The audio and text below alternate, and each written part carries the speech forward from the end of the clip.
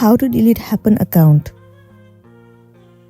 So the very first thing you want to do is to head over to your application Happn. Make sure that you are logged into your specific account that you want to delete. It will land you on this home page.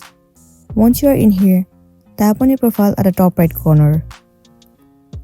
Tap on Edit Your Profile. The option of Delete Your Account will be visible to you. Click on it. Once again, click on Delete My Account. In this page, you will need to state the reason why you want to delete your account. For now, let me choose anyone from here. And then click on Continue. There you go, your Happn account has been deleted successfully. All of your data of your Happn account has also been deleted. Now you must know that you won't be able to reactivate your account anymore. If you want to reactivate your account, all you can do is create a new one.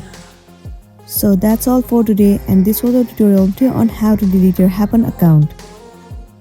I really hope this video is going to be helpful for you.